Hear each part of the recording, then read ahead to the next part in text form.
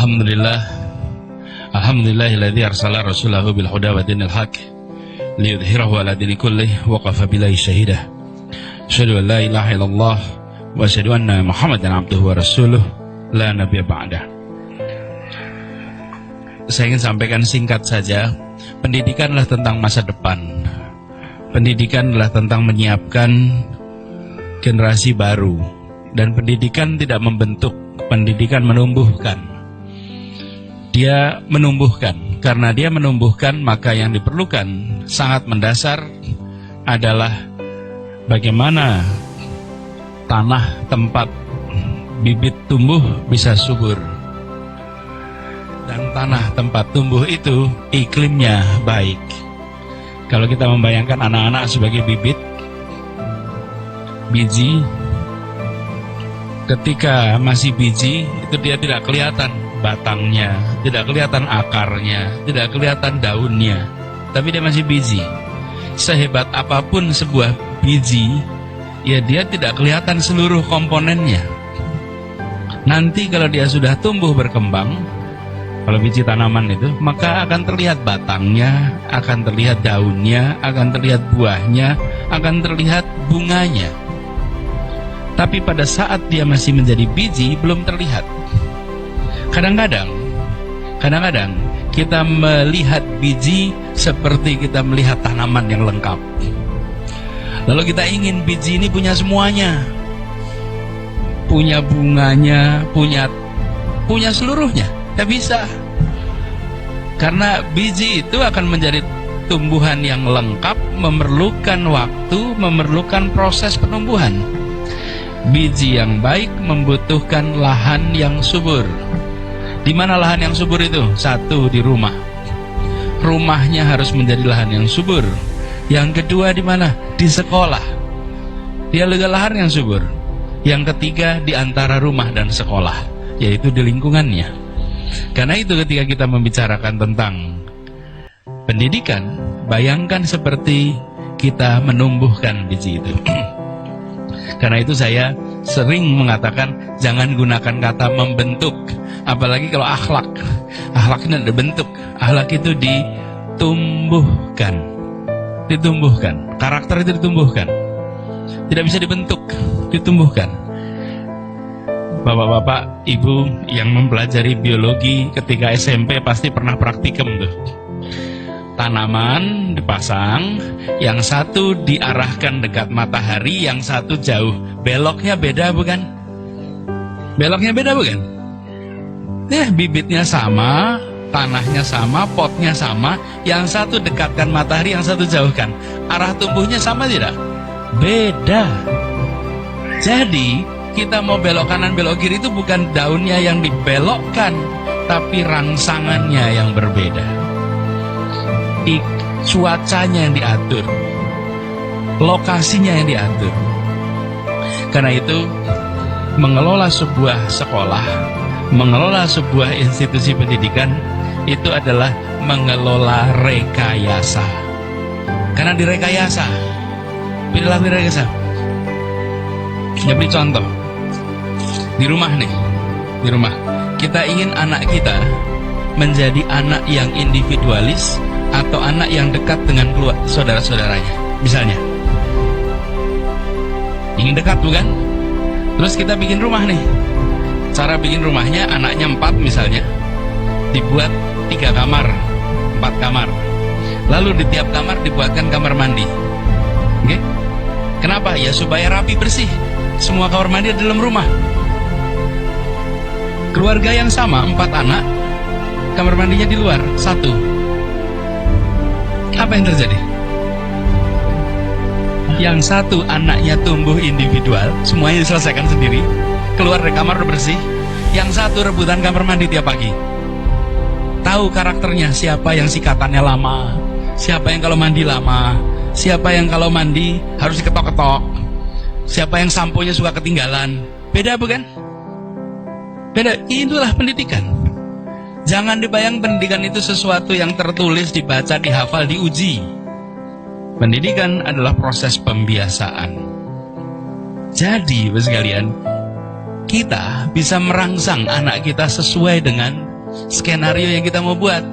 Karena itu kemewahan keluarga dan kemewahan institusi pendidikan adalah dia bisa membuat aturan main yang membentuk perilaku. Bisa. Dan itulah kehebatannya. Saya berharap sekolah-sekolah yang hari ini pameran dan Bapak Ibu semua yang bergerak di dunia pendidikan memikirkan rekayasa itu.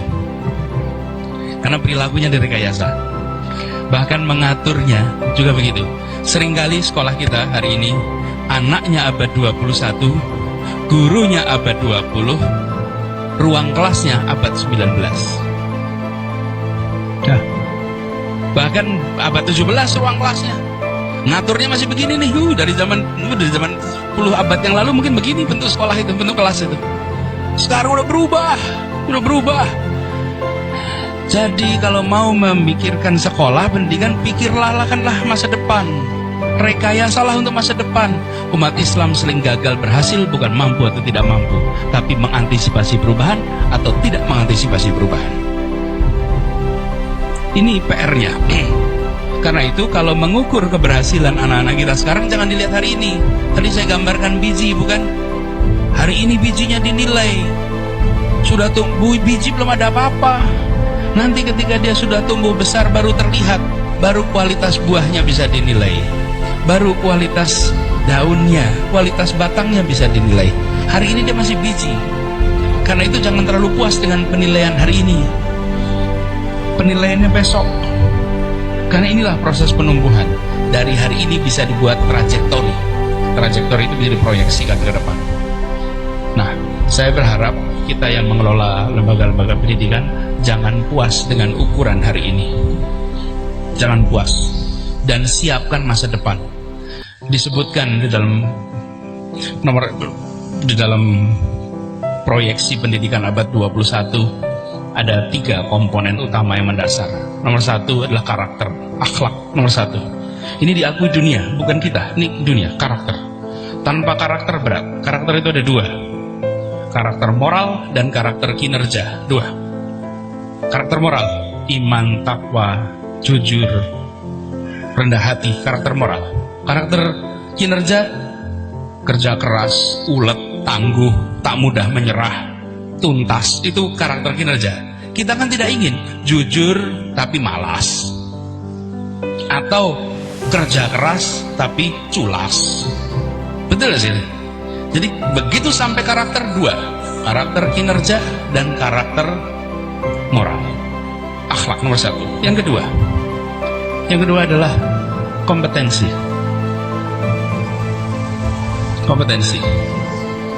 Dan kompetensinya ada 4K. Nomor 1, berpikir kritis.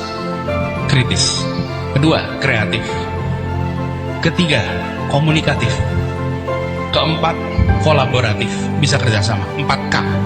Itu kompetensi. Yang ketiga, literasi. Keterbukaan wawasan. Kalau dulu kita bicaranya calistung, kalau sekarang udah lewat.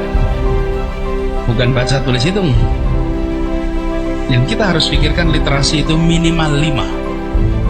Ya, literasi baca. Dan baca itu kita harus tingkatkan, apalagi di Indonesia. Di Indonesia ini minat baca tinggi, tapi daya baca rendah. Indikasinya apa? Minat baca WA tinggi, daya baca buku rendah. Tapi kalau baca WA, tahan. Bisa berjam-jam baca WA, betul enggak? Itu namanya minatnya ada, tapi dayanya rendah. Begitu tulisan agak panjang, skip. Betul nggak? Nah, iya. Buku agak gede, mundur langsung. Itu daya baca rendah. Daya baca dilatih, literasi. Literasi budaya, literasi teknologi, literasi keuangan. Jadi, Ibu sekalian, 3 komponen itu yang disebut sebagai proyeksi kebutuhan masa depan bagi anak-anak kita. Yang pertama tetap fundamennya adalah karakter, akhlak, tapi kompetensinya jangan hilang. Hari ini anak-anak kita diuji, diberi kertas berisi pertanyaan ujian, betul ya? Diminta menjawab. Yang jawabannya nilainya bagus yang apa? Betul, tapi yang jawabannya bagaimana? Yang paling mirip dengan yang diajarkan, betul nggak? Ya kan? Yang paling mirip dengan yang diajarkan itulah yang benar. Ya enggak? Di masa depan ujiannya adalah dikasih lembar kosong. Kerjakan semau Anda. Kerjakan semau Anda. Lalu anak kita bingung, nggak bisa jawab. Bingung, nggak bisa jawab. Kekalahkan umat Islam banyak di urusan seperti ini. Banyak di urusan seperti ini. Karena tidak mempersiapkan perubahan itu. Pertanyaannya nggak ada lagi, kasih lembar kosong. Kalau hari ini ditanya mau jadi apa, besok sekolah-sekolah ini tidak boleh lagi tanya kalian mau jadi apa. Jangan tanya nanti kalau besar mau membuat apa. Karena profesinya udah nggak ada nanti. Dulu saya waktu masih kecil tuh Pak, tukang pos tuh rutin datang ke rumah Pak, pakai motor warnanya oranye. Wah, top betul rasanya Bu, naik motor Suzuki Bu. Pos, pengen jadi tukang pos. Hari ini ada tukang pos, email semua, WA, betul gak sekalian? Bayangkan besok perubahannya lebih cepat. Yang diketahui hari ini belum tentu masih ada profesinya di masa depan. Jadi pengelola institusi pendidikan jangan terpukau dengan cerita masa lalu. Gelisahlah dengan masa depan. Gelisahlah dengan sekolah-sekolah terbaik dunia hari ini. Jangan puas dengan melihat masa lalu kami sudah seperti ini. Bukan, masa depan. Dan ini teman-teman, saya sampaikan sebagai bagian dari kita bersiap. Kemenangan itu dipersiapkan di ruang-ruang keluarga dan di ruang-ruang kelas. Di situ kebangkitan umat akan terjadi. Di ruang-ruang keluarga dan di ruang-ruang kelas. Kalau itu dikerjakan dengan serius, 3 komponen tadi disiapkan: akhlak, karakter, kompetensi, literasi. Sesudah itu biarkan mereka terbang. Mereka akan siap untuk menghadapi apa saja. Dan ini yang insya Allah kita sama-sama. Mudah-mudahan sekolah-sekolah ini adalah benar-benar sekolah-sekolah yang menyiapkan masa depan.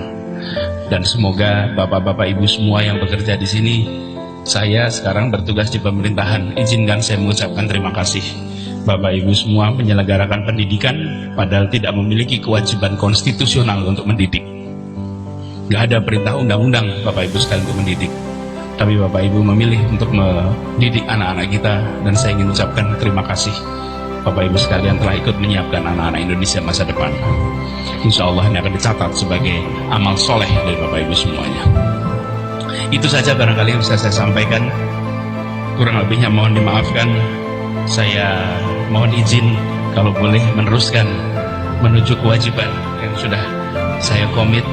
Tapi saya ingin ucapkan selamat. Semoga diskusi, seminar, dan insya Allah ikhtiar mendidik anak-anak kita akan bukan saja dimudahkan jalannya, tapi selalu dalam ridha Allah.